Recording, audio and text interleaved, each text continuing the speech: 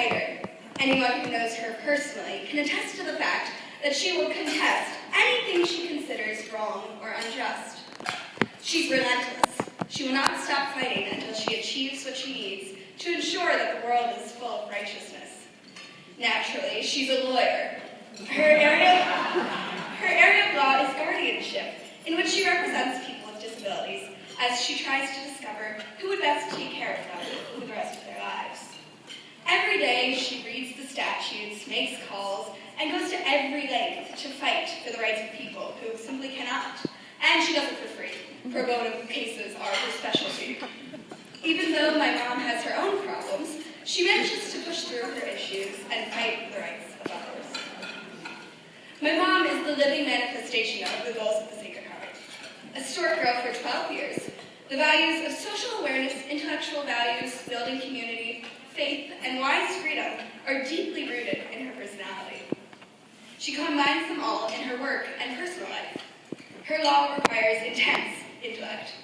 She represents people because she has that social awareness that people with disabilities are wrong, misrepresented, and is impelled to fix that. By helping others in this way, she builds community. And she does so with God on her side, one of the few allies she has in her line of work. This idea of fighting for rights of those who can't has translated to her family as well. My sisters and I are her babies, girls who cannot make the right decisions for themselves, which so she thinks.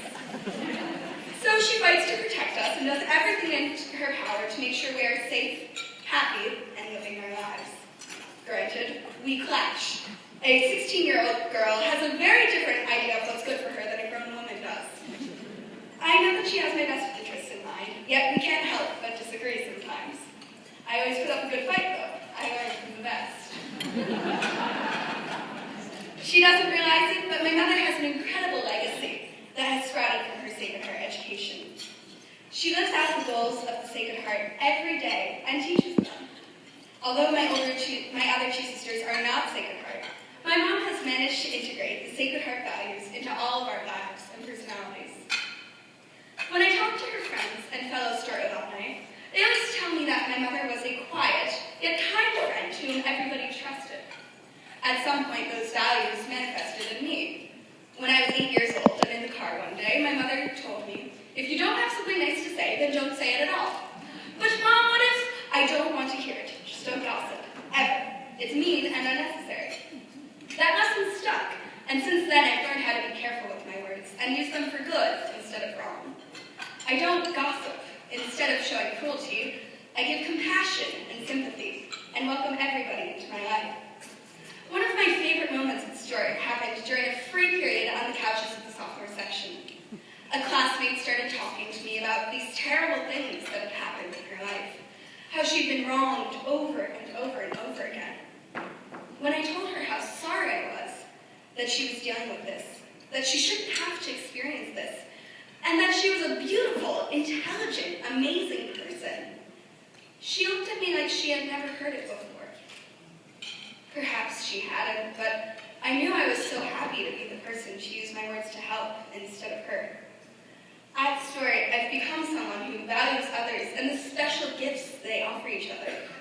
I'm a friend to the jock, theater kid, the robotics team, anyone and everyone who will let me into their lives. To me, this is my legacy. I built community. Still, my mother had more Sacred Heart goals to teach me.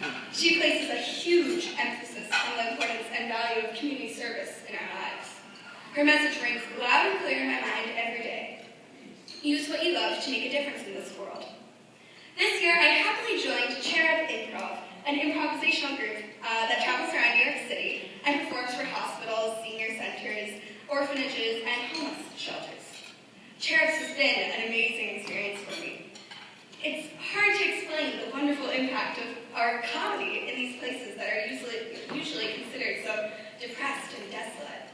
For 1 hour, we can bring smiles to the faces of people that are experiencing pain and hardship. And that feeling that I'm really helping someone gives me an indescribable joy.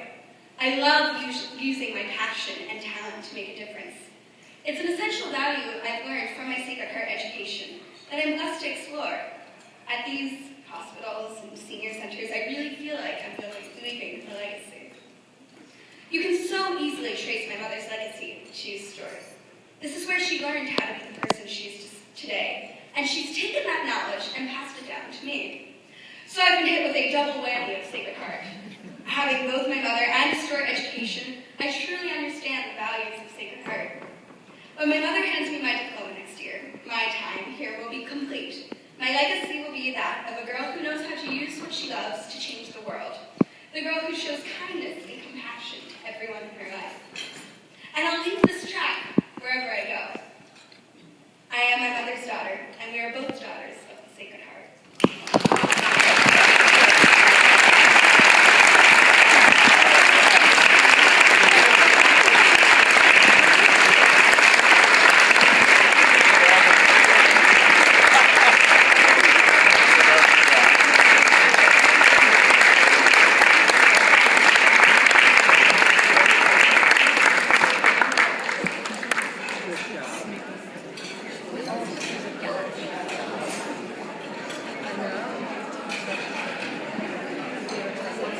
Okay, she's awesome.